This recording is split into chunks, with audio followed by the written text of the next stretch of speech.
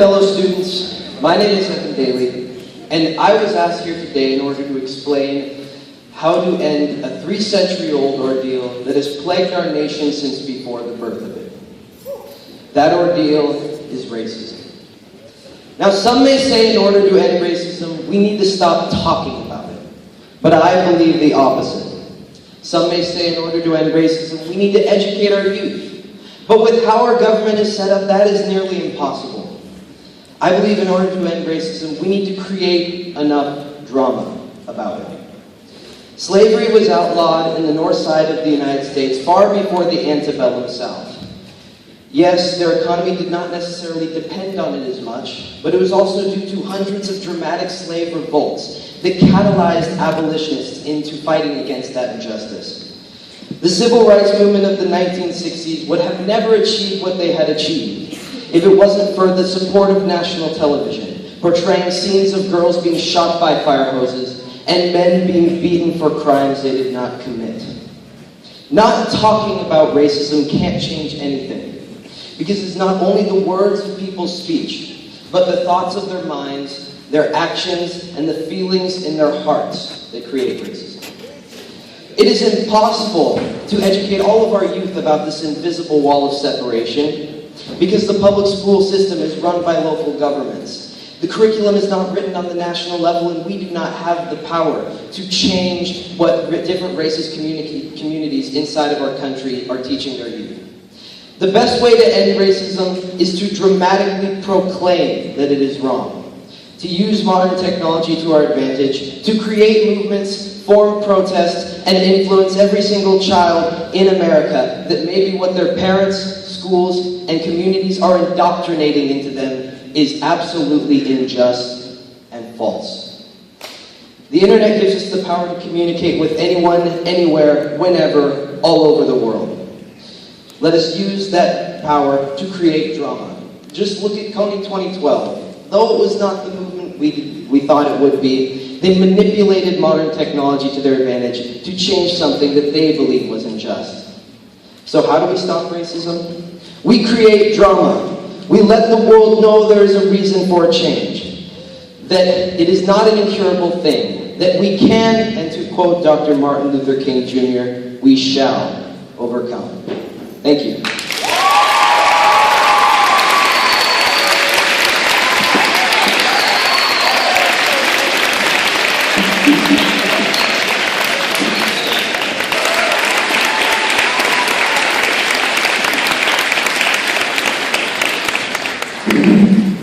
To Rebecca McKinney and the Diversity Club members, I'm very thoroughly honored and actually very blessed to be here with you today. And it gives me great hope and so much satisfaction to see so many eloquent students here. And the words that you've said today and the things that you've already told the rest of us have already carried the day for this presentation. But I thank you for having me here.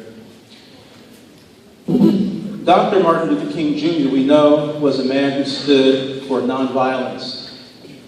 He was a pastor, clergyman. He had strong faith in the Lord Jesus Christ, as I do. The man was also a father, a great activist in his community. But that's where the similarities between he and I end.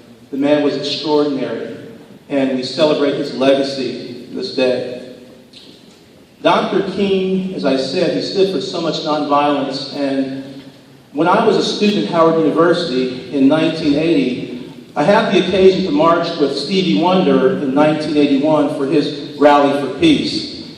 And right after Dr. King died, Representative John Conyers from the state of Michigan immediately put forth legislation to enact Dr. King's birthday as a national holiday.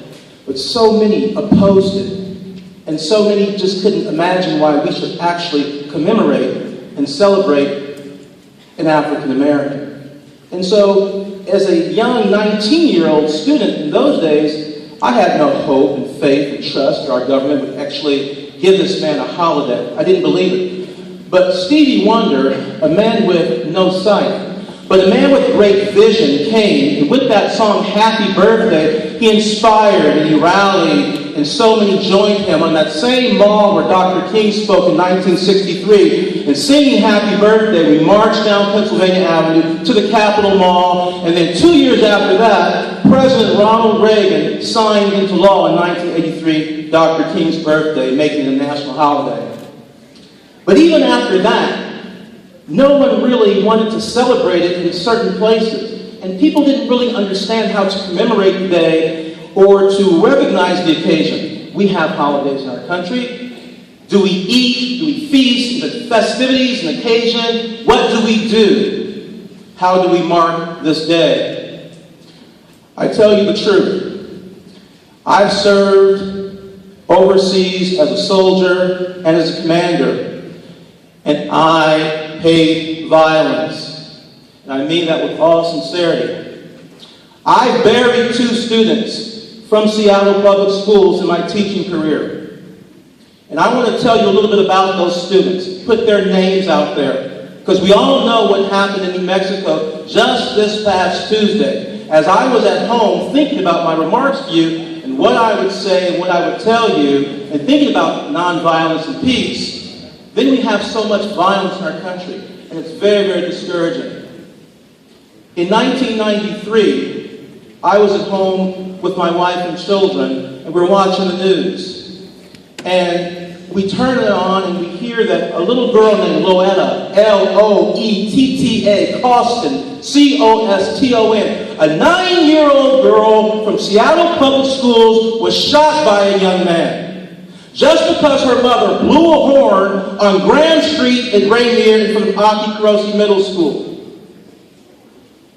And I just screamed, and I was very angry. At the time, I did not know that that little girl, who would have been 30 years old this year, was my daughter's busmate and student. And it made me so ill. The next day, I showed up at the family's home. Norm Maglin, then King County prosecutor, was coming out of the family's home. And I went in, I shook his hand, I spoke to the family, I said, look, I'm Norman Alston, I don't know you, but I'm so hurt by what has happened to your family. Would you allow me to act as your agent on your behalf to represent your family in this community? I know you don't have money to bury this child. Let me go find it, and I will pay for the funeral, and I will arrange all the affairs, and I will go find the plot to bury your child. I'm so grieved and devastated by this. 2010, April, a 12-year-old student named Elijah Wan, right? I don't know if any of you heard of him. Elijah Wan Brown. He was 12 years old at the time. And when he was 10, when I met him, he stood taller than me. And the boy was a gifted athlete, and he was also an excellent student. And he worked for me, and he taught mathematics with me every Saturday in the community at Zion Prep Academy in the Rainier Valley. And minding his own business one day, up in Skyway, just east of I-5 in the Highlands there, walking across the street with a brand new pair of cleats, somebody decided to take his life. He was an innocent bystander. Some young guys decided to do a little shooting, and they killed my student. His mother and his father and he ate at my table. We went to church together. We talked together. He used to pick up my little daughter and hold her. She was older, he was so much younger, he was so much bigger and stronger. The guy could launch a football just like you could never believe. And someone killed him. When we think about how we should commemorate and recognize this day, I tell you the truth. It's not with feasts and festivities and frivolity. It's good to have a day where we set aside to become thinkers and consider the social injustice and the plight of not just only African Americans, but everybody, because we're all Americans. And this is our country. And so I offer to you, and especially to the Diversity Committee, what if we had a think tank? What if we had students who really thought about committing themselves to thinking about real, hard solutions? I can tell you for sure, my generation doesn't really care so much about what I think. I'm gray, I'm old. They don't care about what I think. Everybody in my generation, all of the serious people in my generation, care so much about what you all think. And you have so much value. I can feel the force and energy and strength in this room, and it blows me away. Your generation, Generation Next, is responsible, and you are so impacted by these things. Dr. King had a lot to say about thinking. Let me tell you what he said about thinking. And I quote him, "Rarely do we find men willingly engage in hard, solid thinking. There is an almost universal quest for easy answers and half-baked solutions. Nothing pains some people more than having to think. For shame. But I can tell you, the solutions are not always readily apparent, but they are there. And it's our responsibility to ferret them out and to find them and to implement them. And your generation is being impacted. And this is a blight on our country. I hope you would consider thinking about doing such a thing as creating a think tank and having some serious discussions about these matters. Because I now have grandchildren, and I don't want anything to happen to them. You're going to have children. You wouldn't want anything to happen to them. Your parents have you, and we love you more than we do our own lives. And I love children, and I love your generation. That's why I spend myself every day teaching mathematics. We love you all, and you guys are our future. And would you please think seriously? There's so much intellectual talent here. There's so much hope here. My fear about this whole thing is that we just heard about a shooting in Mexico, and we've heard about Columbine and Sandy Hook, and we hear these things, and if we don't live in those communities, and we don't live in New Mexico, I wonder if we don't somehow become desensitized and a little bit removed because we're not there. But I can tell you, you don't want to look at someone's grief and anguish and pain after having lost their child.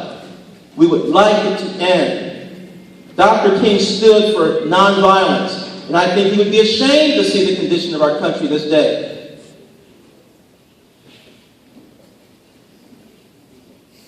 Dr. King challenged our nation to live up to its creed, which at that time it had not been doing.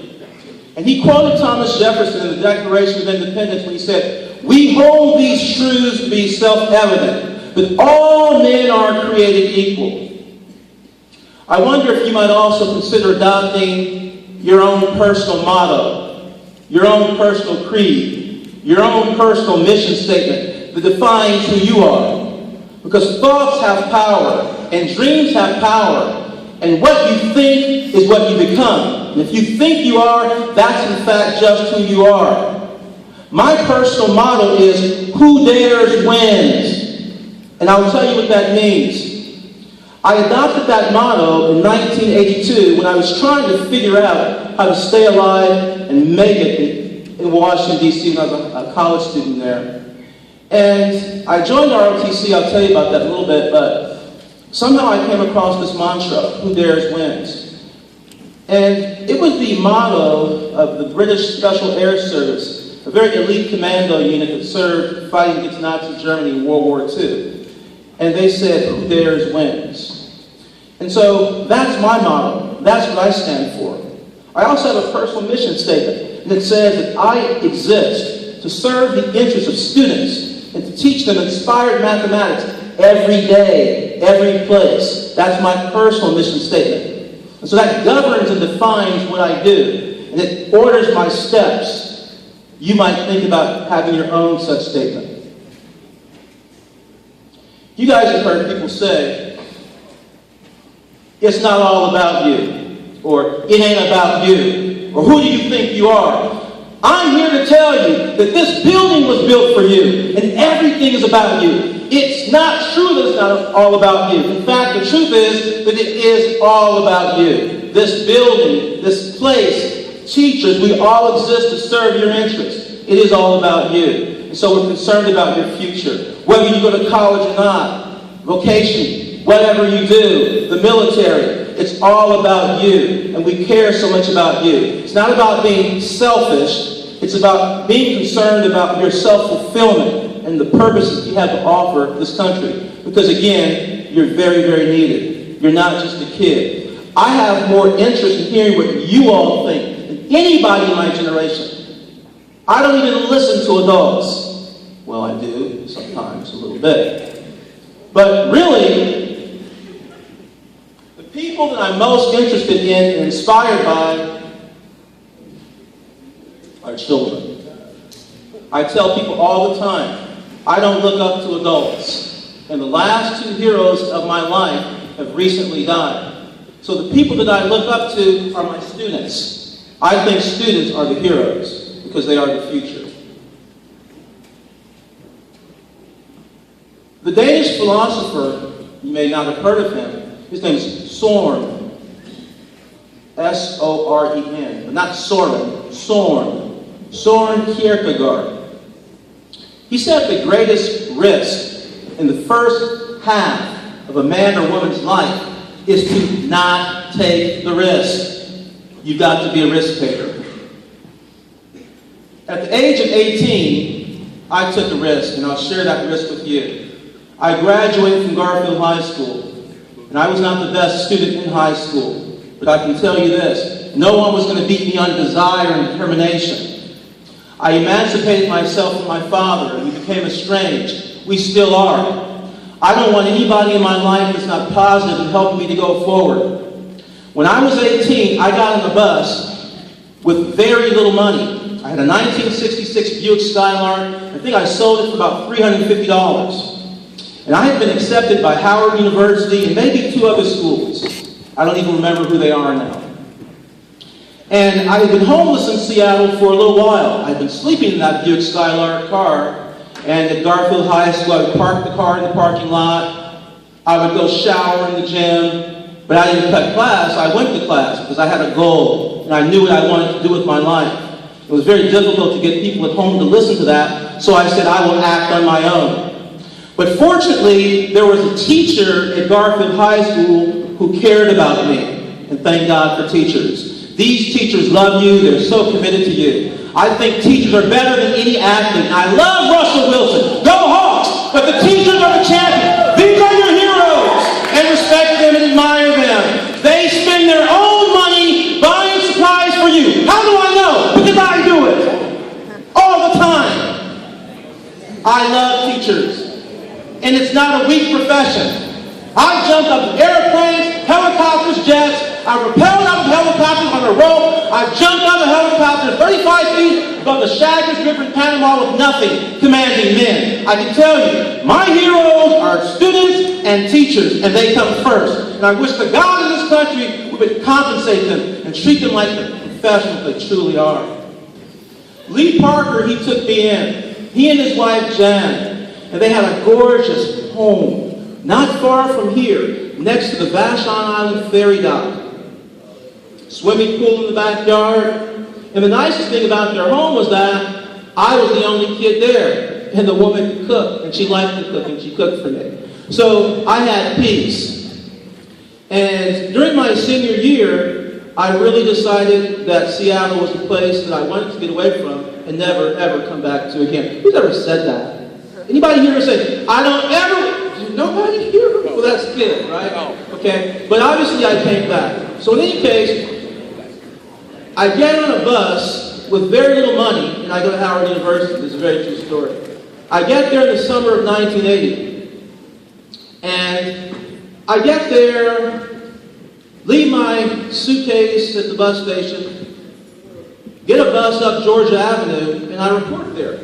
Find out what I'm supposed to do. Oh, and by the way, Mommy and Daddy weren't with me because I couldn't count on them. They weren't going to go, so I went. They accepted me. So in those days, they had something called a BEOG grant, Basic Educational Opportunity Grant. It's now called a Pell Grant.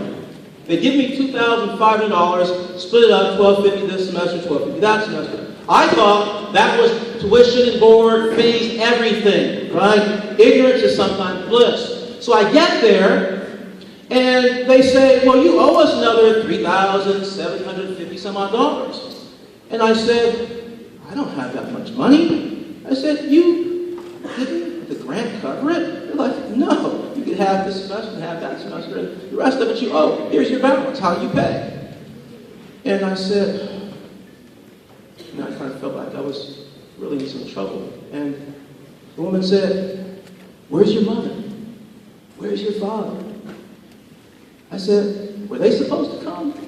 I said, "You guys accepted me. Can you help me?" She said, "Young man, let me understand this. You're from Seattle, Washington. You're here by yourself, and you don't have money tuition. And what?" And she was like, "Just go sit down. Do it." And so the next thing you know, she brings someone out to speak with me. And they talk to me, and they're like, "Wow, this is amazing. But, well, you're now emancipated. You don't have anybody in Seattle to take care of you." I said, "Well, that's right." She said, "Well, here's what we're going to do. You're now from D.C., and we're going to get you a D.C. student loan, and you go get that paperwork." I ran out of there, took the paperwork, ran back. By the time I got back, the campus was closed. I slept outside that weekend, and I can tell you over the next 3 years, I don't really know how many days I slept outside of Washington, D.C. I can't really tell you how many times I worked for food and was homeless.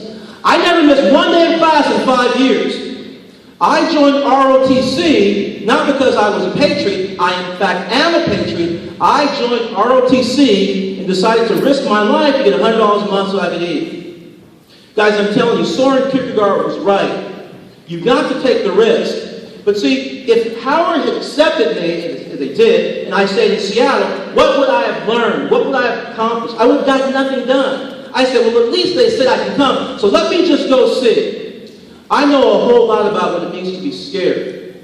I know a whole lot about what it means to be fearful and fretful. I know what it felt like being 18, not really being sure about myself and what I was going to do. But the thing that I can tell you is this: you're going to be okay if you're going to have the audacity, right, to dare and to dream and to take those steps. Because you'll find out, if you dare, you'll win eventually. The only person that needs to believe in yourself is you. If you lined up everybody in this auditorium right now along this wall, and you all told me that I should be thwarted for my purposes, that I shouldn't believe in what I stand for, that my motto and creed, my personal mission, vision statement meant nothing to you, you couldn't even get me to listen to you, and I wouldn't budge. All you have to do is have a purpose in your heart that you're going to achieve and accomplish. And if you get people to go along with you, great. But why don't you just go? Your life is before you. This country has great opportunities, and they're there for you. You'll win. Our 30th president, does anybody know who he was, by the way? Our 30th president, I asked you. Anyone? You can shout it out if you want to. I think I heard it over there. Yes, Calvin Coolidge. He's very obscure to us. But here's one thing that he said to us.